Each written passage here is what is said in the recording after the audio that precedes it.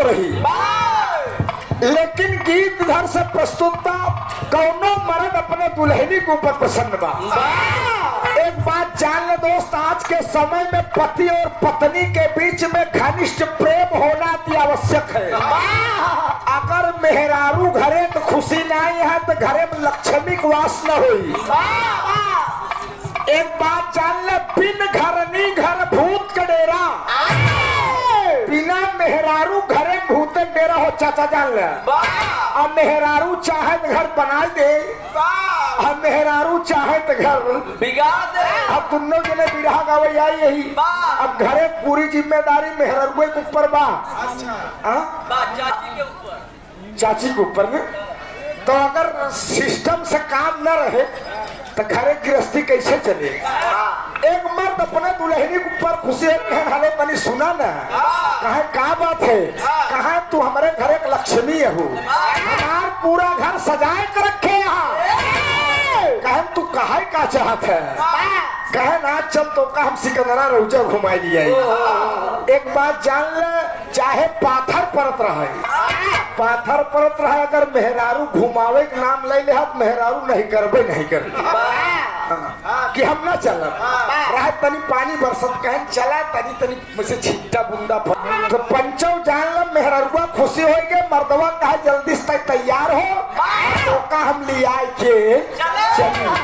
पंचो जान ले, चाहे हमारे घर के मेहरारू भाई, चाहे आपके घर के, चाहे आपके घर की मेहरारू अगर तैयार हो, लेकिन बिराद तो कम से कम 40-50 मिनट तो लगाएंगे ही। कम से कम 3-4 परत मारेली, कम से कम 3-4 परत मरही हो जान ले। एक दाए प्राइमर मरही, फिर पुट्टी मरही, फिर पेंट मरही, अबे उनका नहीं करेगा। मर्दवा सोचे यार हम सिकंदरा लिया जाए तैयार है, लेकिन कैसे सजती है कि अगर सज नहीं पावत बे। मर्दवा गवा कहे तनी देखी हम न कैसे सजत हो, वह गीतिया प्रिंसिपल साहब बजावत हम का।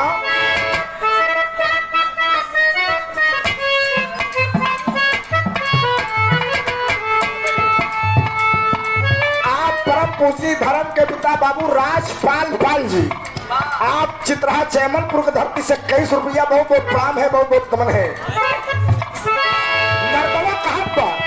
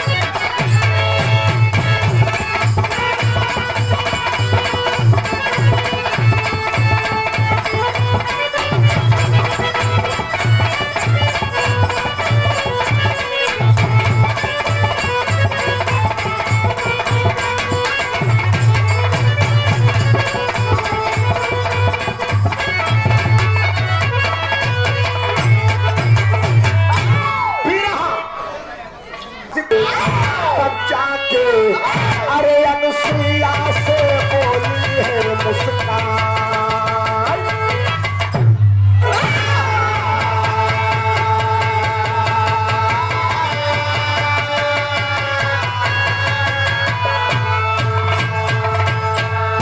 आप डॉक्टर अशोक पाल जी, हेलो। ए डॉक्टर, अब बतलवावा ना बिरहा हम सुनावे चलते ही। हाँ। सतयुग का सुनिए दस्तान, नारी नर्मदा रही महान, जाके अनसुईया से बोली है मुस्कान। मां अनसुईया की शिष्या जिसका नाम नर्मदा है बाबूजी। एक दिन नर्मदा खा पी कर कुटिया में आराम कर रही है और करे दिमाग में बात आवत है कि लोग कहा थे फलाने मर गए उनकर स्वर्ग हो गया। अब पता नहीं स्वर्ग गैन की नरक गैन हिया आज के बतावत नहीं। अगर जीते जी कोई जाए स्वर्ग देख कर आए और धरती पर बताए कि हाँ भैया स्वर्ग ऐसे बा, तब तो का सही माना जाए। अब यहाँ दुनिया से लोग चला जाता है, पता नहीं स्वर्ग गैन की नरक गैन एक कोनो गारंटी तो बा नहीं। नर्मदा सोचने लगी कि मैं जीते जी स्वर्ग देखना चाहती हूँ और यह काम मां अनसुईया के सिवा दूसरा कोई नहीं कर सकता। अरे वाह। इतने में माई अनसुईया आई गई। अरे ए बिटिया, अभी तक तू सोई नहीं, क्या बात है? माँ मेरे दिमाग में एक बात चल रही है। माँ क्या चल रही है बेटा बताओ ना। माँ लोग मरे के बाद स्वर्ग जाते लेकर कोनो मतलब नहीं निकल। कोई जीता जी स्वर्ग देख कर आए और धरती बतावे कि हाँ फलाने भैया स्वर्ग ऐसे मतलब निकलत है। कहन बिटिया तुम कहना क्या चाहती हो? कहन माई हम जीते जी स्वर्ग देखे चाहिए थी। माई अनसुईया कहन पगलाई दी है तू, स्वर्ग कोनो खाला जी घर हो जब जेकर मन हो जाए देख के चला। बेटी देवी देवताओं का अनादर होगा। नहीं माँ हम स्वर्ग देखा माई। नर्मदा कहत का बेगला गजल लगत है माशा।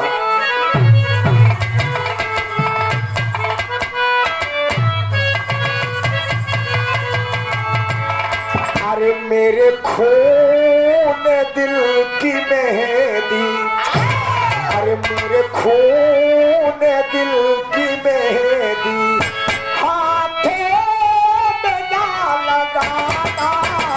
मेरे खून दिल की मेहंदी हाथों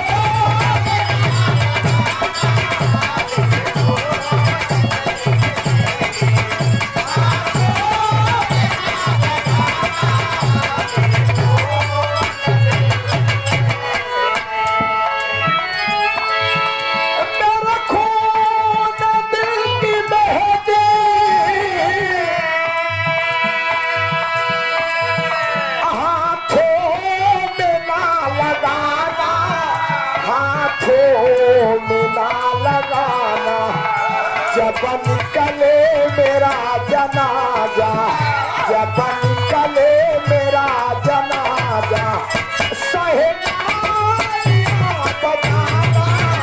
जब निकले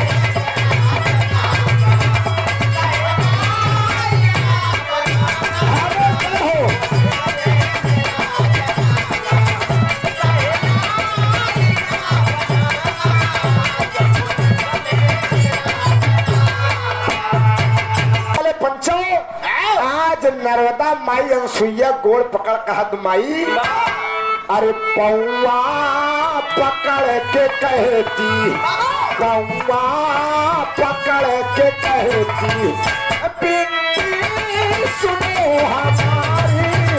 पौआ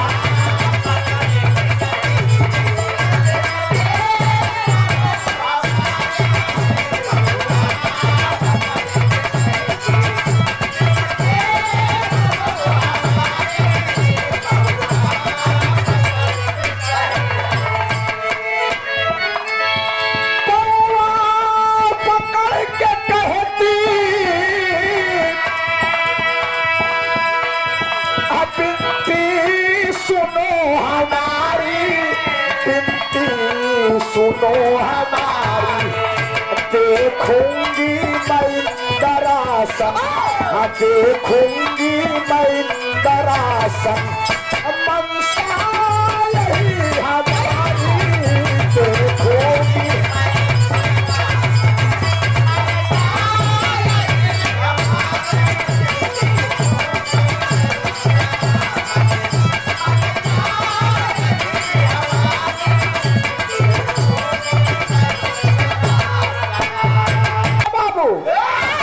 माई अनसुईया कहीं तू पगलाई या स्वर्ग देखे जाबू, कहन बिटिया गोड़ पकड़ कर रोत या तो का भेजे तो हम भेज दी, लेकिन विधि विधान के खिलाफ काम हो जाये। आज तो का भेजते भियान के वो रवे गोड़ पकड़ कर अटक जाए, माई हम स्वर्ग देखब। कहन बिटिया विधि विधान खिलाफ काम होगा। कहन माँ तू ब्रह्मा विष्णु शंकर जी की 6 महीना की लड़कियां बनाई ली हुई हो, विधि विधान खिलाफ रहा माई, हम स्वर्ग देखा माई। तो माई अनसुईया कहीं अगर स्वर्ग देखबू तो का स्वर्ग हम भेजब। दादा राम आधार वाली टेरी लगल मास्टर।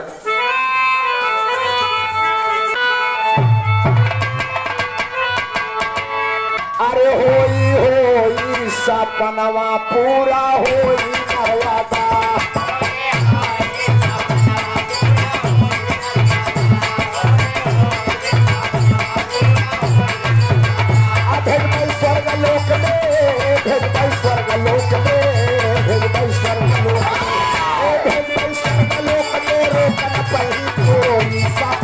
पूरा होई नरवादा।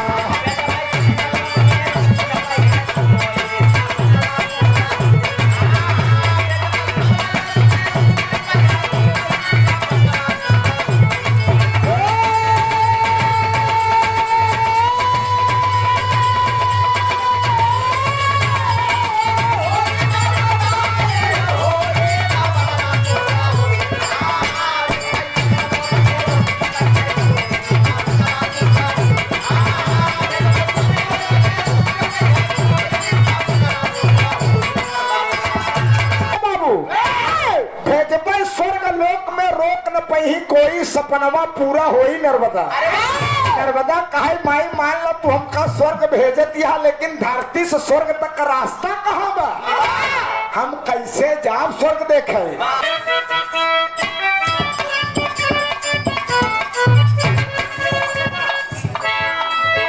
अरे चरण कमल से अनसुईया के अद्भुत ज्योति अजब निकले,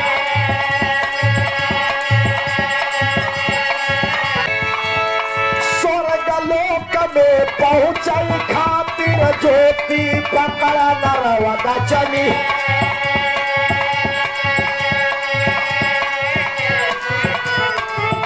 अरे स्वर्ग लोक जब पहुंच गई तब इंद्रासन देखई निकल। अरे निज निज आसन देवता बैठे, निज निज आसन देवता बैठे, नर्तकिया नाचै लगली।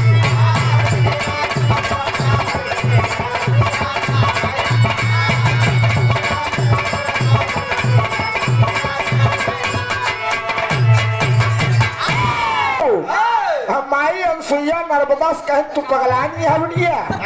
अरे अगर हम तो का स्वर्ग भेज सकी तो रास्तों हम तय कह सकी थी, माई जाब कैसे। भाई माई अनसुईया दहिने पैरवा अंगूठवा बाबू जी जमीनिया में से जब रगड़ दी देख ज्योति प्रकट हो गई। जब एक ज्योति प्रकट भई तो नर्मदा धीरे धीरे धीरे धीरे ज्योति के रास्ते से बाबूजी स्वर्ग लोक में पहुंच गई। ज्योति के सहारे जब नर्मदा स्वर्ग पहुंच गई, जब स्वर्ग पहुंच के मेरे दोस्त देखे स्वर्ग कहे, अरे मोर बप्पा रे स्वर्ग है या काहे न लोग स्वर्ग के बखान कराए। अरे हिया तना बढ़िया लागत बा, तने देवी देवता बाबूजी बैठे हैं सब और नर्तकियां नाच रही है। अरे बाप रे बाप, नर्मदा वही एक कोने खड़ी हो के स्वर्ग के अवलोकन करत बा और नर्तकियां नाच रहे और क्या कह रहे हैं मार साहब।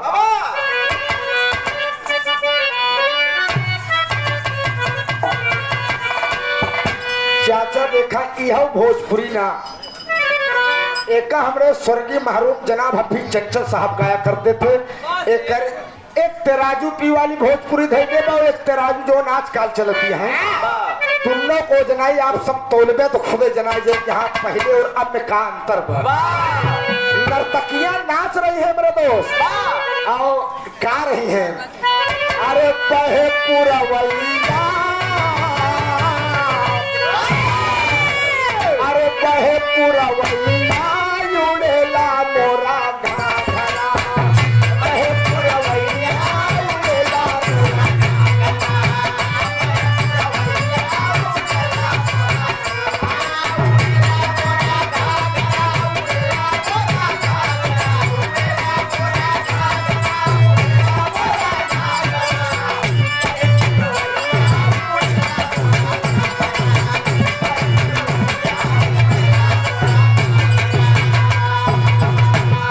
पैरी पवनवा मदनवा जगाए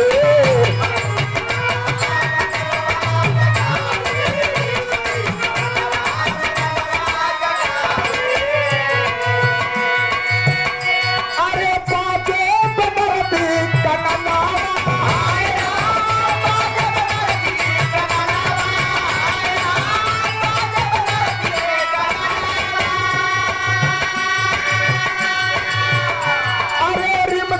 फुहार पड़े भीगला चुनरिया मोरी भीगला चुनरिया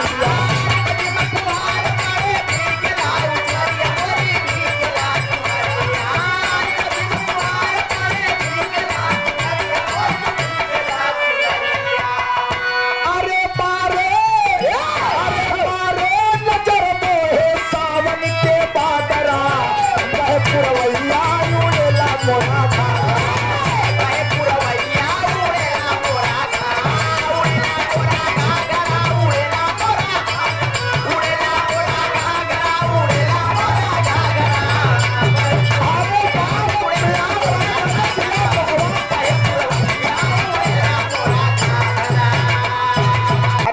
बाप इतने में सब नाचत गावत है।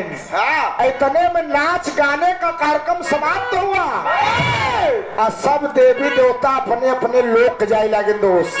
जब अपने अपने लोक जाए लगे और नर्मदा वहीं खड़ी है।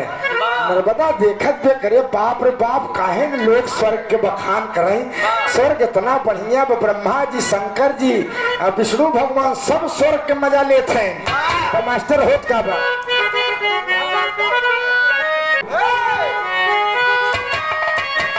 अरे नृत्य का जब ही हुआ समापन देव किए प्रस्थान अरे चकित नर्मदा खड़ी रह गई अरे मन में करत गुना न हो सपनवा पूरा हो नर्मदा अरे तबले देवराज के पड़ गईले सामनावा बाबू और देवी देवता अपने अपने लोग चला गए। इतने में देवराज इंद्र देखे कहने यार स्वर्गवा में लड़की आई खड़ी में लड़की हाँ चल कर देखते कौन लड़की है जो स्वर्ग में चली आई। बाबू जी कैन देवराज इंद्र कहने लड़की कौन हो कहाँ से आई हो कहाँ की रहने वाली हो।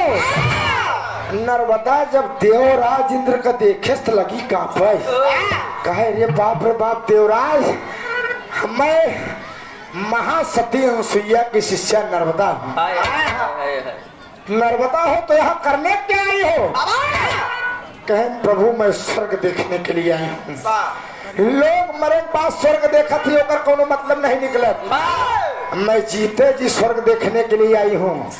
देवराज इंद्र बिगड़ गए कहने रे बाप स्वर्ग ससुर खाला जी घर हो गए देखा वही देखे चलावे।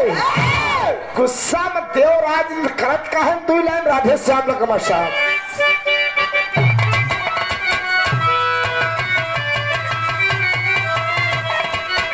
अरे हे नारी तुझे कुछ शर्म नहीं ना ब्रह्मा का सम्मान किया अरे ना ब्रह्मा का सम्मान किया अरे विधि का विधान भी तोड़ दिया तू देव का अपमान किया।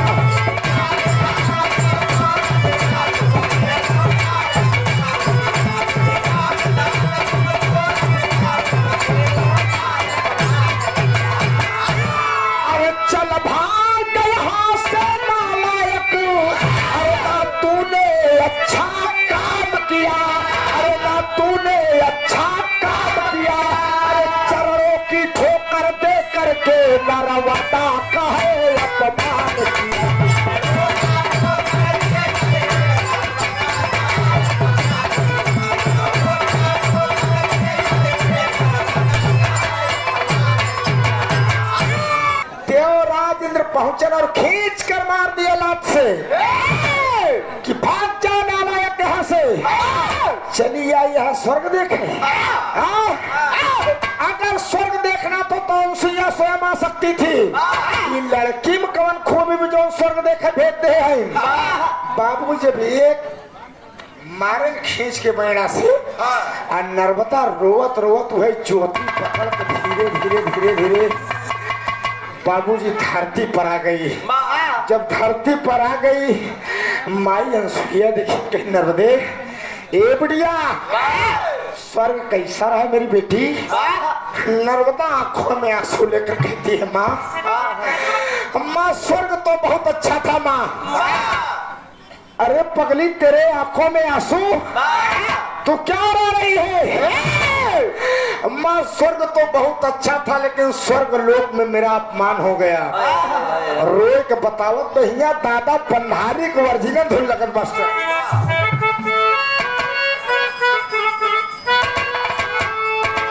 अरे बनवारी हो बनवारी,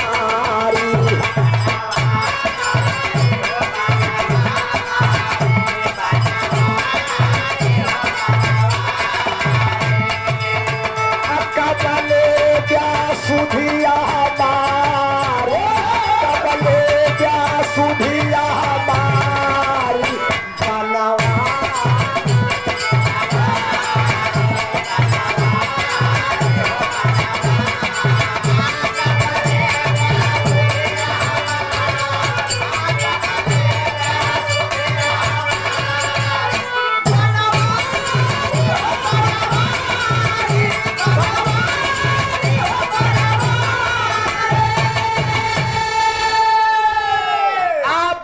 समझते हो चाचा श्री राम जी पाल जी की ओर से कई आज नर्मदा माई अनसुईया से कहते माँ, अरे महातारी हो महातारी,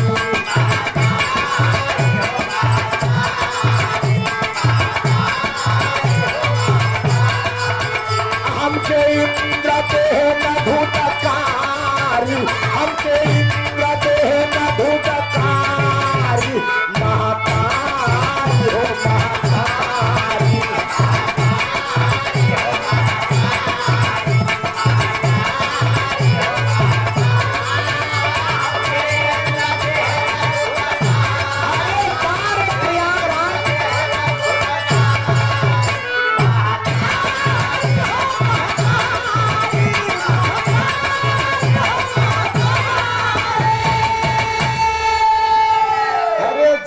क्या कहा नहीं कैले सम्मान बड़ा हो जाए अपमान,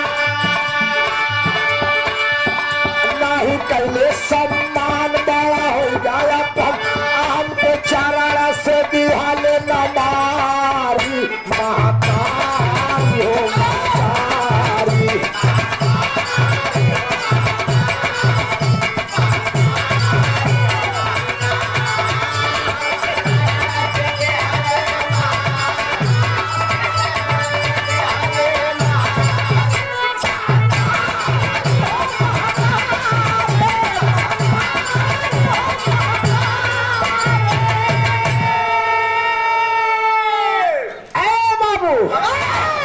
नर्मदा रोने लगी कि माँ स्वर्ग देखने गई थी, देव राजेंद्र हमसे पूछे तुम यहाँ क्या करने आई हो। हमने कहा कि मैं जीते जी स्वर्ग देखने के लिए आई हूँ। मुझे चरणों की ठोकर देकर भगा दिए माँ। मेरा बहुत बड़ा अपमान हुआ माँ। मेरा ही अपमान नहीं, समस्त नारी जातियों का अपमान देव राजेंद्र ने कर दिया। कहन बिटिया तो करना क्या चाहती हो। माँ हम देव राजेंद्र से बदला ले, हम बदला ले माई। तो मास्टर साहब 2 लाइन विदेशिया का भाव लगत है।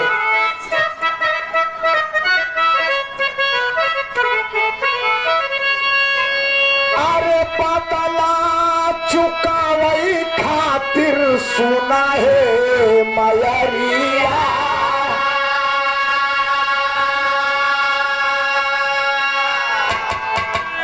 हमके बता बतावा कुछ उपाय हो के बतावा कुछ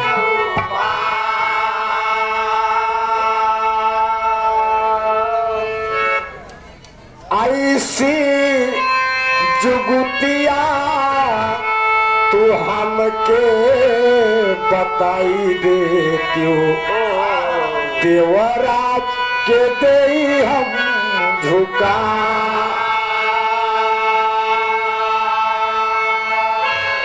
कहीं बिटिया तुम देवराज इंद्र से बदला लेना चाहती हो हाँ माँ हम बदला ले माई कहीं बिटिया अगर बदला ले तो ठीक काम करे पड़ी नर्मदा कहा एक काम मायने हम 1000 काम करे के तैयार रही लेकिन हम देवराज इंद्र से बदला ले अरे बोलिया नसुया बेटी माना मोर कहानावा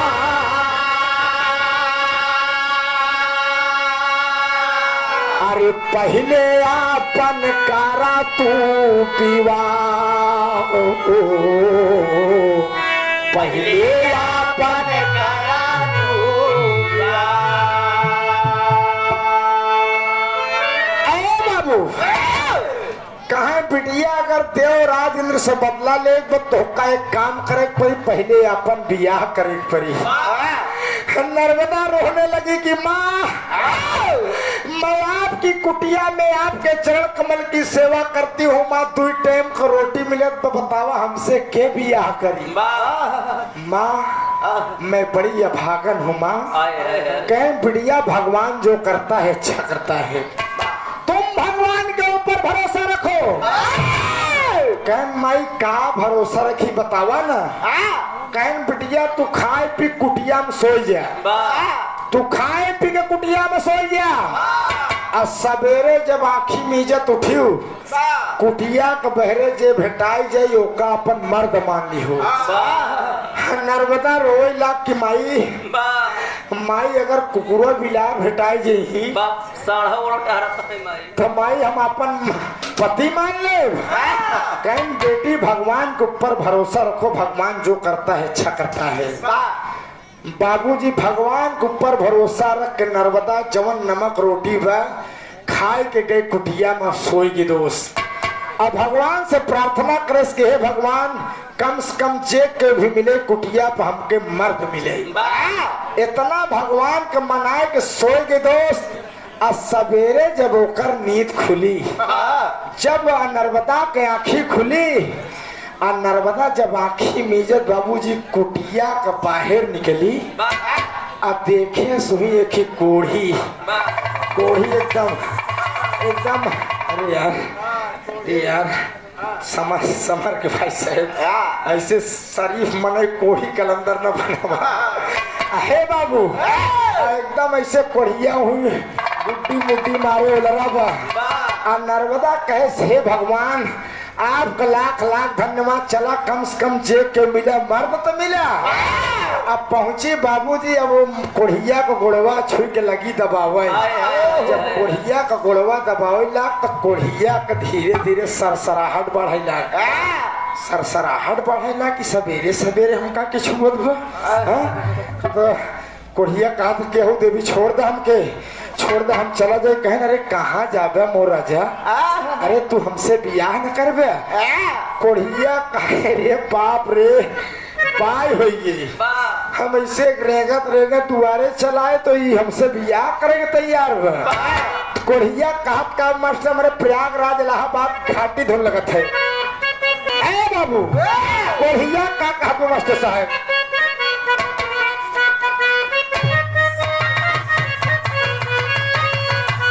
अरे रहाई दे बाबुनिया बना हमका जाएगा हम कोढ़ी कलंदर मनाई हमार पेट खुदे नहीं चल पावत हम तोहका कहाँ से भोजन कराओ अरे रहाई दे बाबुनिया बना अरे करबई हम बियाह रहाई दे बाबुनिया बना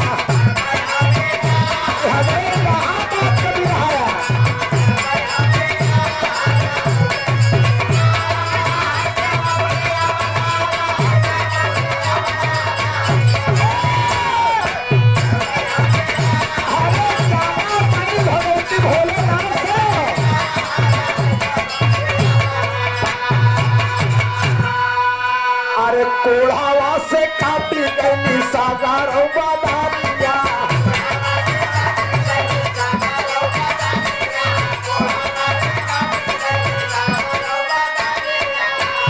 अरे बिरथा हो जाई गोरी तोहर जवानिया।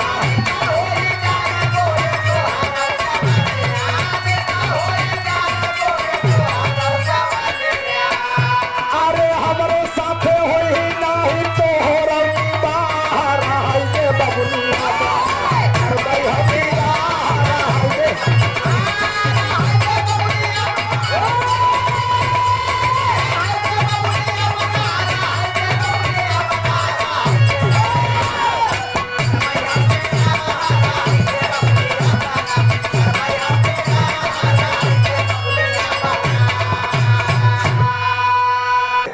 अरे बाबू तने माई अनसुईया के कहीं का बात है? नर्मदा काहे माई देखा हम बियाह करे बरे कहा थी और ये नहीं करत है। नर्मदा कोढ़िया का रे कहीं नहीं लेता बिया। अरे सेठ में के तनी निक दुल्हन पावत हा अब रात हा तू हम माई तू ऐसा अंड बंड बात करे लगू। अब बतावा तू अगुई आए फारतिया हमार हाथ सही नहीं ने, हमार पैर सही नहीं ने, इस शरीर के सब अंग भंग है। बतावा दू टाइम करने वाला व्यवस्था हमका खुद ही नहीं ने। से बियाह करी कहन बेटवा बियाह कैले भगवान जो करता है अच्छा करता है। कहन माई अगर तू कहत या तू महासती अनसुईया हो, अगर तू कहत या हम बियाह कैले लेकिन सुहाग रात हम न मना। कहन मतलब कहन माई हाथ होता है दान देने के लिए, पाँव होता है तीरथ करने के लिए, पेट होता है प्रसाद ग्रहण करने के लिए और गला होता है तुलसी की माला पहनने के लिए। एक हमार ठीक ठाक नहीं है। मेरी अभिलाषा है कि मैं तमाम तीर्थ स्थलों पर दर्शन करना चाहता हूँ। बाबूजी नर्मदा एकदम अपने पति के गोदी में उठाए के माथा चूम लिया कि बार विधाता कम से कम आज मुझे अपने पति की खिदमत करने का मौका तो मिला। कहना है बाबूजी नर्मदा कोढ़िया अपने गोद में उठा लिया। माई अनसुईया गंधर्व बियाह कराइन और कोढ़िया गोदी में उठाई के चल देती है। त्रिवेणी स्नान किया फिर आगे रास्ता निकल पड़ी, ऋषिकेश हरिद्वार होत की बद्रीनाथ पहाड़ चढ़ी, केदारनाथ अमरनाथ से बैजनाथ दूर बड़ी। काशी में जब पहुंच गई, अरे काशी में जब पहुंच गई तब विश्वनाथ से नजर पड़ी।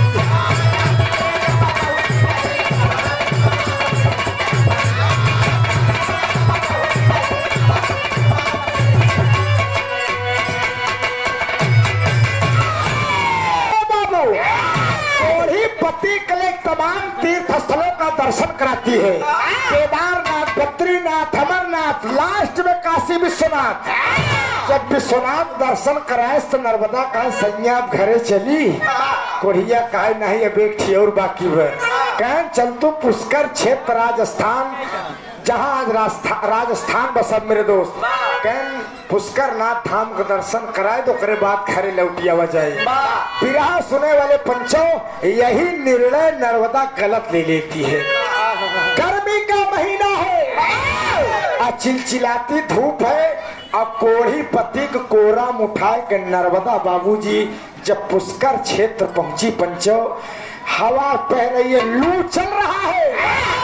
अब बालू का रेता हुई कोढ़िया का शरीर कड़ाई के जब टच करत तो बाबूजी कोढ़िया चौक जाते हैं। और बाबूजी कहा नर्मदा हमें प्यास लगी नर्मदा, हमको पानी पिया दे नर्मदा, नहीं हम मर जाए नर्मदा। बाबूजी एक छोटी सी झाड़ी है और नर्मदा अपने कोढ़ी पति को बैठा दिया। कोढ़ी पति को बैठा दिया और बैठाकर हाथ में कमंडल लेकर चल लेने के लिए निकल पड़ती है। तो कहना है मां साहब,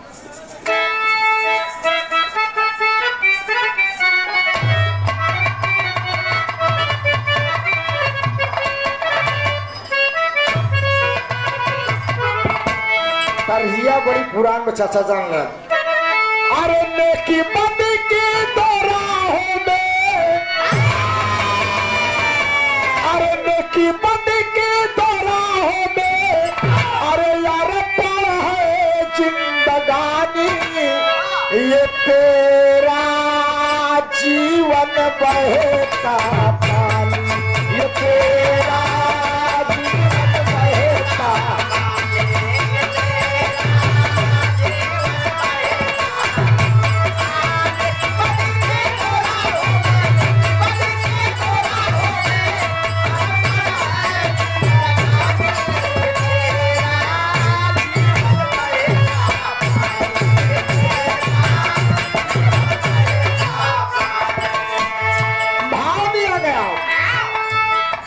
पति जी तड़प रहे हैं,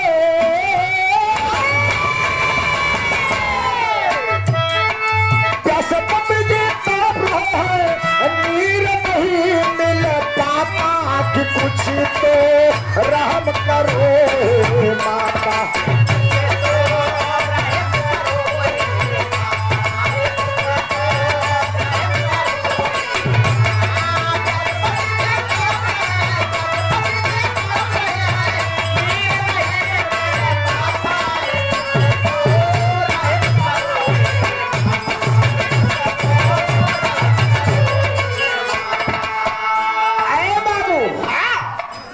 नर्मदा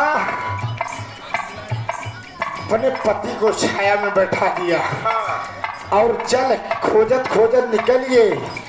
और इतने में बाबूजी तीनों देवियां सोचने लगी कि कितनी बड़ी पतिव्रता हो गई वे, अपने कोढ़ी पति के लिए तीर्थ स्थल पर दर्शन करावा दिवे। कोढ़ी प्यासा है, पानी के लिए टहल रही है। तीनों देवियां बाबूजी अपन रूप बदल दीन और बदल के सुंदर स्त्री के रूप बनाए के माया का कुटिया बनाए के खड़ा जल लेके बैठ गए। सोची ना हम लोग यहाँ बैठ जाए तो नर्मदा पानी मांगे वही करे। और नर्मदा बाबूजी पानी पानी का रटन करते चली जा रही है, लेकिन पानी कहूँ दिखात नहीं है। इतने में जब वह कुटिया देखे ओ इस कुटिया में जरूर कोई रहता है, हमारे पति के पिए बड़े पानी मिल जाए। पहुंची कहा देवी, देवी कौन हो इस कुटिया में? तीनों देवियां बैठी हैं। क्या बात है? कहें हमारे पति जी प्यासे हैं, तनिक पिए बड़े पानी दे दे। विनती करती हूँ मैं, पापा करती हूँ मैं, विनती करती हूँ मैं, पापा करती हूँ मैं, थोड़ा सा पानी दे दो, हमें जिंदगानी दे दो थोड़ा सा।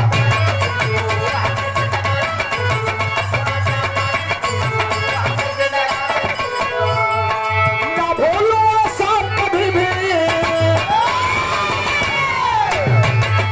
ना भूलो ऐसा कभी भी, रही है जब तक नाता कुछ तो रहम करो माता।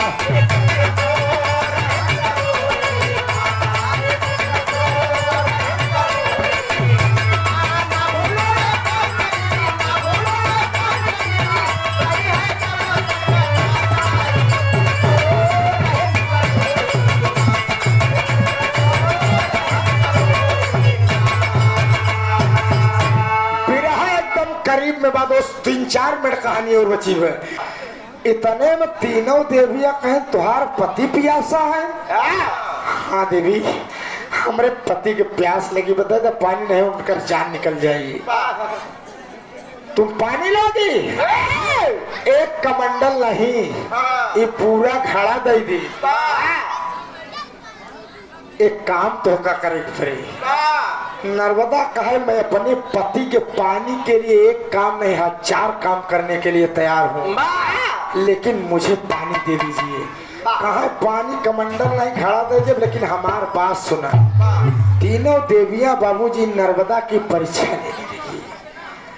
कहीं सुना तो कहत कहे पापड़ के लाइन पर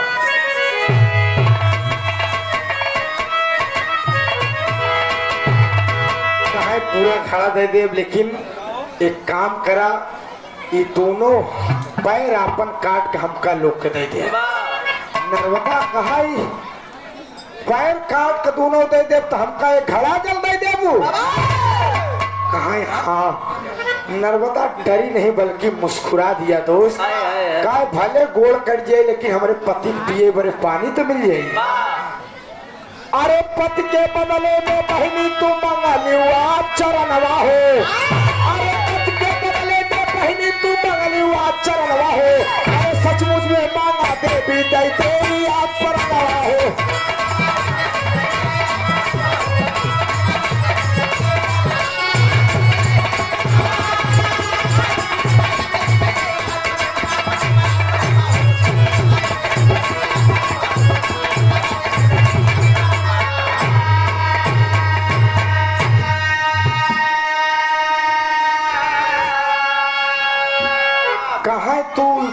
गोड़ मांगती है, हम अपने पति के पानी के लिए अपन जान दे दे। ये गोड़ तो छोटी मोटी चीज है, कहा तनी के कटारी दे हमके। बाबू ये तीनों देवियां लक्ष्मी ब्रह्मानी माई पार्वती सोचिन का सही है गोड़ काट दे कटारी दिन, लेकिन बार सती पतिव्रता नारी अरे हाथ कटारी उठा लिया है। अरे तनिक देर ना लाई,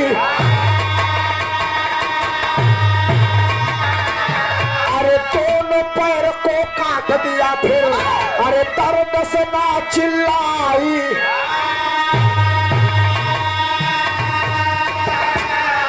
अरे नभ से देवता देख रहे हैं चढ़ चढ़ के भी मनवा हो। अरे नभ से देवता देख रहे हैं चढ़ चढ़ के भी मनवा हो। अरे परसैला का देवलोक से देखाया सुमनवा हो।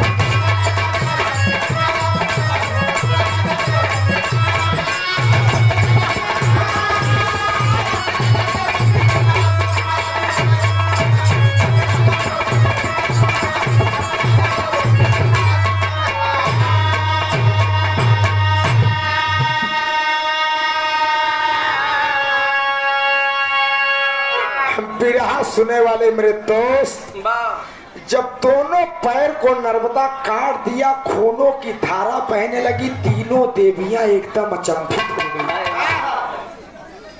खड़ा का जल देती है, नर्मदा का गोड़ कटा, लेकिन अपने पति के प्यास के लिए, पानी के लिए खड़ा इसे हाथे से दबाए वो गोड़ कटाए खिसकर चली जाती।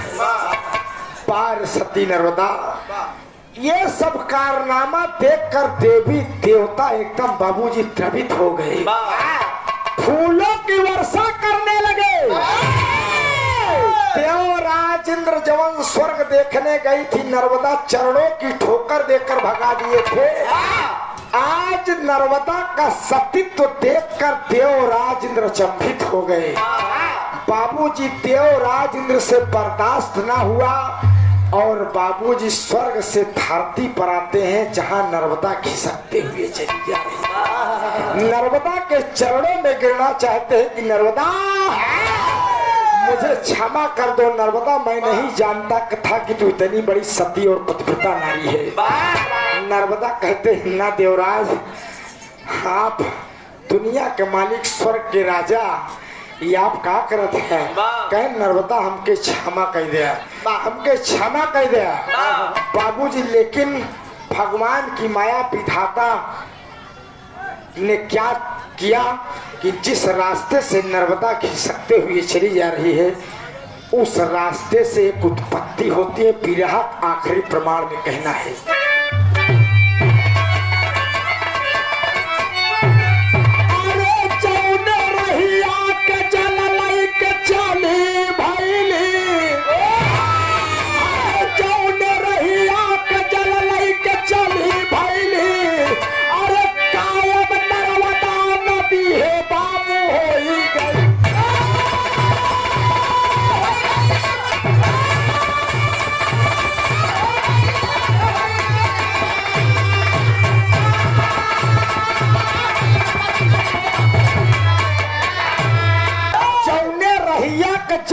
चल भैली कायम नर्मदा नदी है बाबू हो गईली। जौने रास्ता नर्मदा जल ले जात पे एक नदी की उत्पत्ति हुई, उस नदी का नाम उस नर्मदा के नाम से नर्मदा नदी पड़ा। अरे बाप रे बाप, ऐसे घिसकर चली जात तो उसे नदी की उत्पत्ति होत चली जात। देवराज इंद्र कहे नर्मदा हमका क्षमा कर दे, जवन मांगे चाहत तो हमसे मांग ले। देवराज इंद्र की बात सुनकर नर्मदा कहती है कि प्रभु हमका धन दौलत सोना चांदी पन्ना पोखराज कुछ न चाहे, जवन हमार कोढ़ी पति पियासा है, पानी तो उनका मिल जाए लेकिन उनकर कोढ़ा ठीक ठाक कह दे। देवराज इंद्र ने कहा यो मस्त जाओ नर्मदा, तुम्हारे सतीत्व पर हम लोग गर्व करते हैं। ऐसी ऐसी नारियां बाबूजी इस धरती पर हुई। कहना है अरे कल्याणी नदी भैली, अरे निर्मल जे कर पा,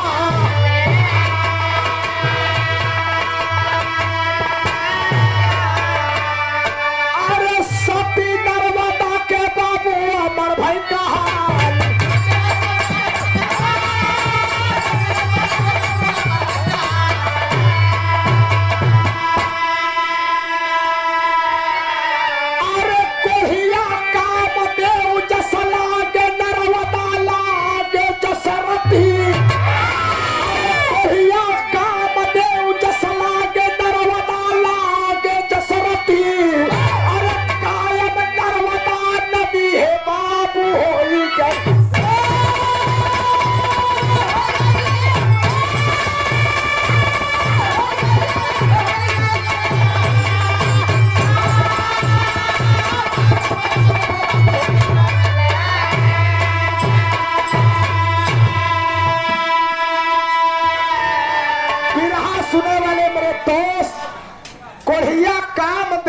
लागे नर्मदा लागे जसरती, कायम नर्मदा नदी है बाबू हो गईली।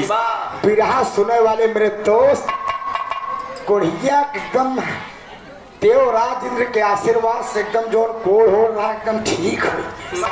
नहीं नहीं अंगुरी जावे कोढ़िया कहे रे बाप रे बाप, जो कोनो मरीज के मरे खोद एकदम ठीक होती। अभी हमरे नई नई अंगुरी जामत भी पता नहीं, हमार दिन तो नहीं आएगी। इतने नर्मदा पहुंची बाबूजी माथा चूम लिया कि स्वामी आप कहे मतलब ये देखा दिया कहे नहीं भगवान कृपा है। मैंने अपने सतीत्व के दम पर सबको झुका दिया। मेरे दोस्त ऐसी ऐसी नारियां इस धरती पर हुई, सती सावित्री, सती अनसुईया, सती नर्मदा, सती सुमारी। ये सती सुमारी कहाँ कहना है? जादीपुर पहाड़िया में ना बहरिया मार दिया बेकार बुद्धि काम करी। सती सुमारी बताओ कहा बहरिया कहे, ये तोहरे बाबू वाले पुराने में बाबूजी ऐसी ऐसी देवियां सतियां मेरे धरती पर हुई जो अपने सतीत्व के दम पर देवी देवताओं को। अरे स्वर्ग में आसन लाए गुरुवर मुन्नी लाल पन,